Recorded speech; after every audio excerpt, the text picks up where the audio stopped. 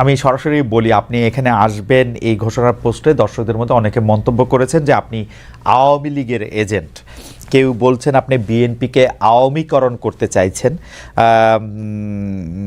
আমাদের প্রশ্ন, আপনি যেভাবে বক্তব্য রাখছেন সম্প্রতি, এই বক্তব্য কি আপনার দল আপনাকে সমর্থন করছে কিনা বা আপনার দলের পক্ষ থেকে কেউ কোনো কিছু বলছে কিনা?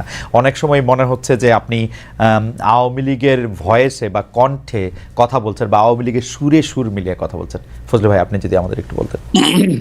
আপনাকে অসংখ্য ধন্যবাদ।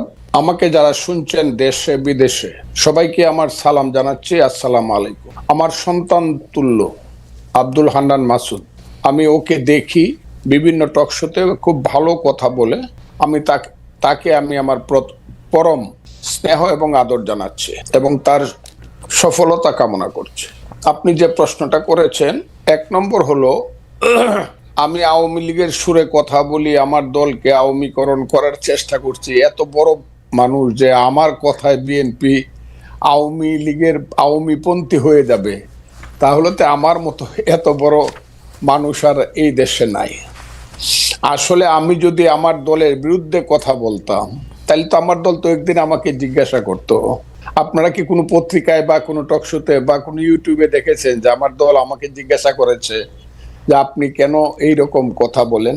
কারণ আমি জানি আমার এই দলটি বিএনপি একটা লিবারেল ডেমোক্রেটিক ফ্রন্ট বা প্ল্যাটফর্ম, পার্টিও বলে অনেকে, লিবারেল এই দলটি গড়ে উঠেছে একজন নেতার নামে বা একজন নেতা যার নাম শহীদ প্রেসিডেন্ট জিয়াউর রহমান। উনি দলটি প্রথমে উদ্যোগ নিয়ে গঠন করেছিলেন।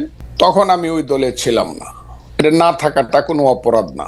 আমি তখন ছাত্রলীগের প্রেসিডেন্ট ছিলাম বা ছাত্রলীগ করতাম বা আওয়ামী লীগ পন্থী বা বঙ্গবন্ধু, সেটা ভিন্ন ব্যাপার।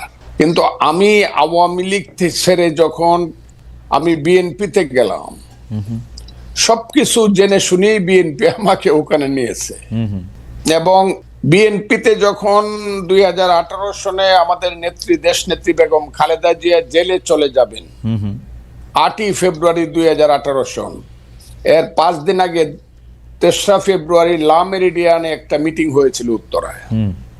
ওখানে বাংলাদেশে শুধু আমাদের নেত্রী দেশনেত্রী বেগম খালেদা জিয়া সবাইকে বলেছে, আমি শুধু আজকে একজনের বক্তব্য শুনবো, ফখরুল ইসলাম আলমগীর, তুমি অ্যাডভোকেট ফজলুর রহমানের নাম ঘোষণা করো।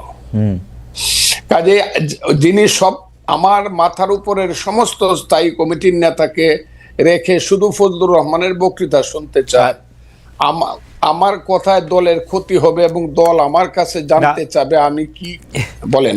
না, এটা দর্শকদের কথা। আমাদের মনে হয় যে আমি ওই দর্শকদেরকে চিনি। আমি যেদিন থেকে মুক্তিযুদ্ধের পক্ষে কথা বলা শুরু করলাম, হ্যাঁ সেদিন থেকে প্রধানত আলবদর রাজাকারের ছেলেরা এবং নাতিরা, তারা সব মিলিতভাবে আমার বিরুদ্ধে কথা বলা শুরু। এর আগে আমি সবারই কিন্তু সবচেয়ে জনপ্রিয় ছিলাম।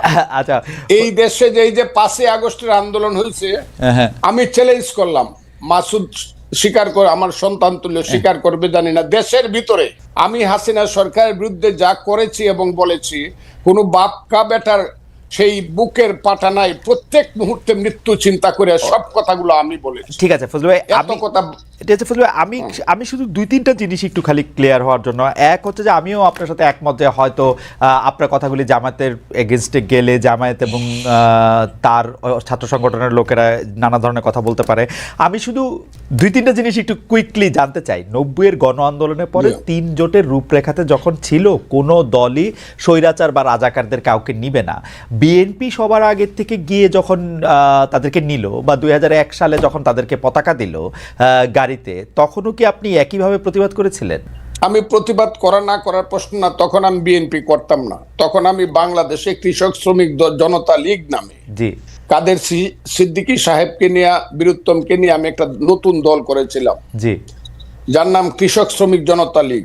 এবং 2001 সনে আমি গামছা মার্কার নমিনেশন নিয়ে, গামছা মার্কা নিয়ে ইলেকশন করিয়া আব্দুল হামিদের সাথে কন্টেস্ট করিয়া অনেকে বলে পাশ করছিল, গণায় আমি ফেল করছিলাম, আচ্ছা। তাদের গণায়। ওকে, আমার কথাটা বুঝেন। হ্যাঁ। আমার ওইটা আপনি দেখে নেন, আমার সাথে গামছা মার্কা এবং নৌকা মার্কা ভোটের ডিফারেন্স কত ছিল। যা Okay. হোক, আমি সেটা বলতে চাই না। হ্যাঁ। কাজে আমার তখন প্রতিবাদ করা না করা, আমি তখন আরেকটি রাজনৈতিক দল করতাম। এখন যদি আপনি আমাকে আইসা 26 বছর পরে জিজ্ঞাসা করেন না। যে আপনি প্রতিবাদ করছিলেন কিনা, আমি তো সেদিন বিএনপি করতাম। ওকে, এটুকু আমার জানার ছিল। আপনি যখন বিএনপিতে জয়েন করেন তখন কি এই ব্যাপারগুলিকে এভাবেই দেখে আসতেছেন? তো আপনি যখন বক্তৃতা দিচ্ছেন, বেগম জিয়াও শুধু আপনাকে শুনতে চাচ্ছেন, তখনও কি আপনি এই ব্যাপারগুলিকে এইভাবেই পাশে আসছেন? কেন আমি এই প্রশ্ন করছি, আমরা কিন্তু দেখেছি যে বিএনপির বর্তমানে যিনি ভারপ্রাপ্ত চেয়ারম্যান আছেন, তিনি বঙ্গবন্ধুকে পাক বন্ধু বলেছেন একাধিকবার। তো সেইটা আপনার রাজনীতির সাথে ঠিক নাকি বিএনপি একটি বহু মতের দল? আমি বলি, বিএনপি আমি বললাম বহুমতের প্ল্যাটফর্ম। এখানে অনেক ফুল আছে এই বাগানে, আচ্ছা। অনেক ধরনের ফুল আছে। ওকে, ওকে। আমি সেখানে গেছি এবং কথা বলেই গেছি। তখন তারেক রহমান সাহেব দেশে ছিলেন না। ওকে, আমি যখন বিএনপিতে গেছি, দুনিয়ার কেউ বিএনপি করে না 2006 সনের নভেম্বরের পরে। আমার কথাটা খুব বুঝার চাই, কেউ বিএনপি করে না। হ্যাঁ, জামাতও বিএনপি থেকে সরে গেছে। আমি যখন বিএনপিতে গেছি তখন তারা দূরে দূরে চলে গেছে, 1-11 আইসা গেছে। আমার কথাটা বুঝেন, আমি তখন কিন্তু বিএনপিতে গেছি দুঃসময়ে, এবং আমি সব কথা বলে গেছি। আমার কথাটা খুব ক্লিয়ার।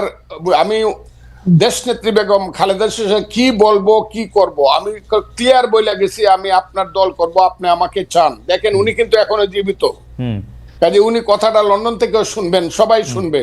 আমি ওনাকে বলছি, আপনাকে আমি সাংঘাতিক পছন্দ করি, মারাত্মক ভাবে। যখন আমি ছাত্রলীগের প্রেসিডেন্ট ছিলাম তখন আপনাকে আমি ভীষণ পছন্দ করতাম, আপনার নিজস্ব চিন্তাধারার জন্য। আপনি সব মানুষকে সম্মান করেন। তবে নেত্রী, আপনি যদি আমাকে নেন, একটা কথা বলে যায়, আমি কোনো কারণে মুক্তিযুদ্ধের আদর্শের বাইরে যাব না। মুক্তিযুদ্ধের আদর্শের বাইরে যাব না। আমার মতো করে আমি কথা বলবো। এতে যদি আপনি আমাকে নেন, নিবেন, না হলে নিয়েন না। আমি সব কথা বলেই গেছি। কিন্তু ওকে, আপনারা, আমার মনে হয় যে ফজলু ভাইয়ের কথা আমরা সবসময় শুনে আসতেছি, দর্শকরা আজকে একটা পরিষ্কার হলেন।